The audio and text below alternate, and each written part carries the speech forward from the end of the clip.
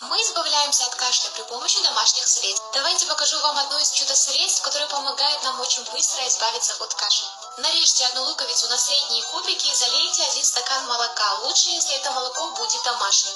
Отварите и дайте настояться пару часиков, после уже можно будет применять. Процеживаем, и наше средство готово.